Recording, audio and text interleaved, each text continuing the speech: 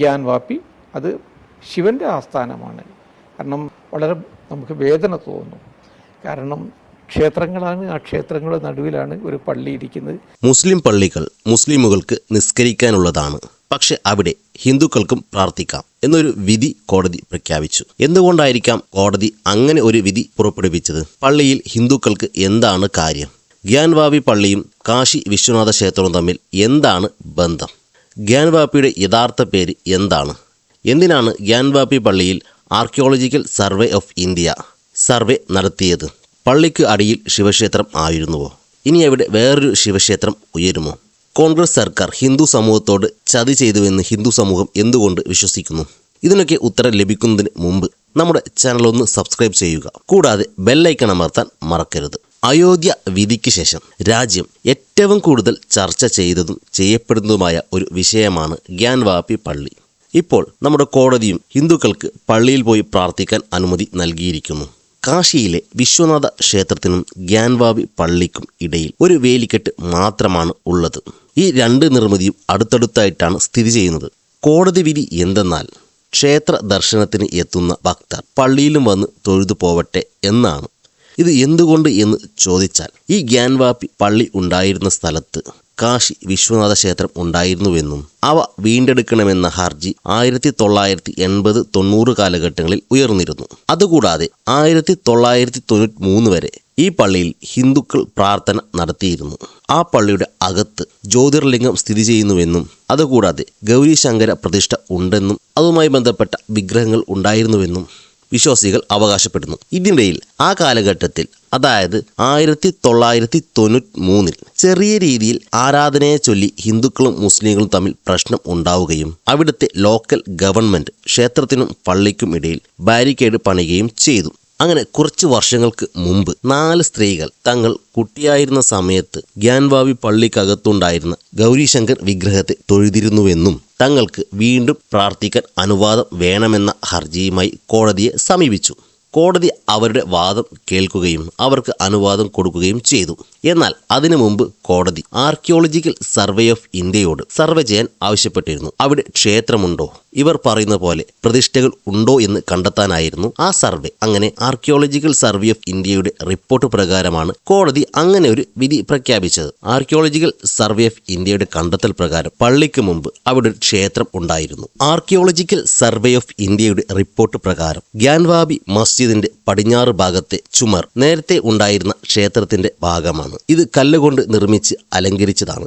മസ്ജിദിലെ തൂണും മറ്റും നേരത്തെ ഉണ്ടായിരുന്ന കെട്ടിടത്തിന്റെ പരിഷ്കരിച്ചതാണ്. തൂണുകളിലെ ക്ഷേത്രവുമായി ബന്ധപ്പെട്ട കൊത്തുപണികളിൽ മാറ്റം വരുത്താനുള്ള ശ്രമവും പ്രകടമാണ്. നേരത്തെ ഉണ്ടായിരുന്ന മന്ദിരത്തിന് മുകളിലായിട്ടാണ് ഇപ്പോഴത്തെ നിർമ്മിതി ഉള്ളതെന്ന് ആർക്കിയോളജിക്കൽ സർവേ കണ്ടെത്തി. ഈ ക്ഷേത്രം 17-ാം നൂറ്റാണ്ടിൽ ഔറംഗസേബിന്റെ കാലത്ത് തകർത്തതാകാമെന്നും ഈ പള്ളിയുടെ പല അറകളിലും മറ്റും ഒരുപാട് ശില്പങ്ങളുമുണ്ട്. അതുകൂടാതെ ക്ഷേത്രവുമായി ബന്ധപ്പെട്ട 34 ശിലാലിഖിതങ്ങൾ കണ്ടെത്തിയിട്ടുണ്ട്. ഇതിൽ ദേവനാഗരി, തെലുങ്ക്, കന്നഡ ഭാഷകളിലെ പൗരാണിക ഹിന്ദു ക്ഷേത്ര ലിഖിതങ്ങളുമുണ്ട്.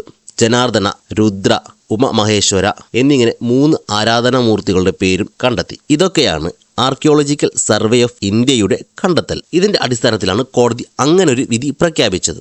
ഗ്യാൻവാപ്പി പള്ളി ശരിക്കും ക്ഷേത്രമാണോ, അതോ ഇതൊക്കെ വെറും കെട്ടുകഥകൾ ആണോ? ചരിത്രത്തിലേക്കും പുരാണത്തിലേക്കും വരാം. ഗ്യാൻവാപ്പി പള്ളി അല്ലെങ്കിൽ ജ്ഞാനവ്യാപി, അങ്ങനെയാണ് ഈ പള്ളിയുടെ പേര്. ഇതിന്റെ അർത്ഥം വിജ്ഞാനത്തിന്റെ കിണർ എന്നാണ്. ഒരു മുസ്ലിം പള്ളിക്ക് ഇങ്ങനൊരു പേരിടുമോ, വിജ്ഞാനത്തിന്റെ കിണർ എന്ന്? സംശയമാണ്. എന്നാൽ ഇവിടെ ഉണ്ടായിരുന്നു എന്ന് വിശ്വസിക്കുന്ന ക്ഷേത്രവുമായി ഈ പേരിനൊരു ബന്ധമുണ്ട്. ജ്ഞാനവ്യാപി ഹിന്ദു സമൂഹത്തിന്റെ പ്രധാന പുണ്യസ്ഥലങ്ങളിൽ ഒന്നാണ് കാശി. മുസ്ലിമിന് മക്ക എങ്ങനെയാണോ അതേപോലെയാണ് ഹിന്ദുക്കൾക്ക് കാശി. കാശിയാണ് ഹിന്ദു സമൂഹത്തിന്റെ മോക്ഷം ലഭിക്കുന്ന സ്ഥലം എന്നാണ് വിശ്വാസം. ലോകത്തിലെ തന്നെ ഏറ്റവും പുരാതനമായ നഗരങ്ങളിൽ ഒന്നാണ് കാശി. ക്രിസ്തുവിന് മുമ്പേ ഉള്ള ഒരു നഗരം കൂടിയാണ് കാശി. സ്കന്ദപുരാണത്തിലെ കാശിഖണ്ഡത്തിൽ കാശിയെക്കുറിച്ച് വിവരിക്കുന്നുണ്ട്. ശിവപാർവതിമാർ കാശിയിൽ താമസിച്ചിരുന്നുവെന്നും ഹിന്ദുക്കൾ വിശ്വസിക്കുന്നു. അതുകൂടാതെ സ്കന്ദപുരാണത്തിലും ഇത് പ്രതിപാദിക്കുന്നുണ്ട്. എന്താണ് ജ്ഞാനവ്യാപി, അതായത് വിജ്ഞാനത്തിന്റെ കിണർ? സ്കന്ദപുരാണത്തിലെ കാശികാണ്ഡ പ്രകാരം ലങ്കോദ്ഭവ മൂർത്തിയെ ശാന്തനാക്കാൻ വേണ്ടി ശിവൻ തന്റെ ത്രിശൂലം വിശ്വനാഥ ജ്യോതിർലിംഗത്തിന്റെ തെക്ക് ഭാഗത്ത് സ്ഥാപിക്കുകയും അപ്പോൾ അവിടെ ഒരു കുളം രൂപപ്പെടുകയും ചെയ്തു. ഇതാണ് ജ്ഞാനവ്യാപി കുളം. ഈ കുളത്തിലെ ഓരോ ജലകണങ്ങളിലും ശിവഭഗവാന്റെ അംശം ഉണ്ട് എന്ന് പുരാണങ്ങളിൽ പരാമർശിക്കുന്നുണ്ട്. എന്നാൽ ദൗർഭാഗ്യവശാൽ ഈ ജലമാണ് പള്ളി വിശ്വാസികൾ നമസ്കരിക്കുന്നതിന് മുമ്പ് ശരീരം ശുദ്ധീകരിക്കാൻ ഉപയോഗിക്കുന്നത്. അതുകൂടാതെ ഗ്യാൻവാപി പള്ളിക്ക് മുന്നിലാണ് ജ്ഞാനവ്യാപി കുളം എങ്കിൽ ഇതിന്റെ വടക്ക് ഭാഗത്തായിരിക്കാം കാശി വിശ്വനാഥ ജ്യോതിർലിംഗം സ്ഥിതി ചെയ്യുന്നത്. അതായത് ഇന്ന് ഗ്യാൻവാപി പള്ളി നിലനിൽക്കുന്ന സ്ഥലം. ഇതൊക്കെ പുരാണങ്ങളിലും മറ്റും ഉള്ള കാര്യങ്ങളാണ്.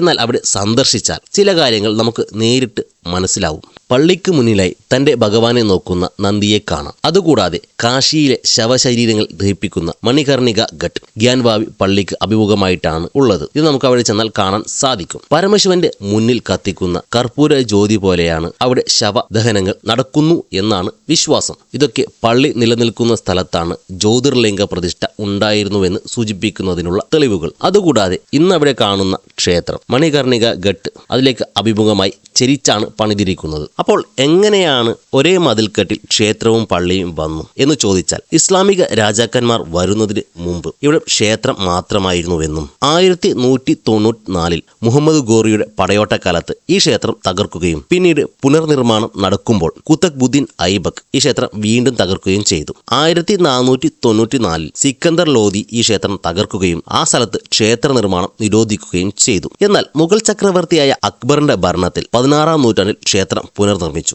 കൂടാതെ അവിടെ ഒരു പള്ളി നിർമ്മിക്കുകയും ചെയ്തു എന്ന് ഒരു കൂട്ടർ വാദിക്കുന്നു. കാരണം അക്ബർ ഇന്ത്യയിലെ മതങ്ങളുടെ, അതായത് ഹിന്ദു, ക്രിസ്ത്യൻ, ബുദ്ധ, ഇസ്ലാം മതങ്ങളുടെ നല്ല വശങ്ങൾ ഉൾക്കൊണ്ട് ദിൻ ഹിലാഹി എന്ന പുതിയൊരു മതം ഉണ്ടാക്കുകയും ഇതിന്റെ ഭാഗമായി അക്ബറിന്റെ ഭരണത്തിന് കീഴിൽ നാരായണ ഭട്ട് വിശ്വേശ്വര ക്ഷേത്രം പുതുക്കി പണിയുകയും അതുകൂടാതെ ഒരു പള്ളി നിർമ്മിക്കുകയും ചെയ്തു എന്ന് ഒരു കൂട്ടർ വാദിക്കുന്നു. എന്നാൽ 1669 ഔറംഗസേബിന്റെ കാലഘട്ടത്തിൽ ക്ഷേത്രം മുഴുവനായി നശിപ്പിക്കുകയും അവിടെ പള്ളി പണിയുകയും ചെയ്തു എന്ന് ചരിത്രകാരന്മാർ സാക്ഷ്യപ്പെടുത്തുന്നു. 1780 റാണി അഹല്യാബായിയാണ് പള്ളിക്ക് സമീപം ഇന്ന് കാണുന്ന രീതിയിലുള്ള ക്ഷേത്രം നിർമ്മിച്ചത്. അവർ പള്ളി നശിപ്പിക്കാൻ ശ്രമിച്ചില്ല. അങ്ങനെ ഈ പുതിയ ക്ഷേത്രത്തിലേക്ക് എത്തുന്ന എല്ലാ ഹിന്ദു ജനങ്ങളും തങ്ങളുടെ മഹാദേവൻ കുടികൊള്ളുന്നു എന്ന് വിശ്വസിക്കുന്ന പള്ളിയിലും പ്രാർത്ഥിക്കുമായിരുന്നു. അവിടെയാണ് വിശ്വനാഥ ജ്യോതിർലിംഗം സ്ഥിതി ചെയ്യുന്നത് എന്ന് ഭൂരിപക്ഷം ഹിന്ദുക്കളും വിശ്വസിക്കുന്നു. അങ്ങനെയാണ് ഒരു മതിൽക്കെട്ടിൽ പള്ളിയും അമ്പലവും ഉണ്ടായത്. ഇനി ഗ്യാൻവാപി പള്ളിയിൽ ക്ഷേത്രം ഉയരുമോ എന്ന് ചോദിച്ചാൽ സംശയമാണ്. കാരണം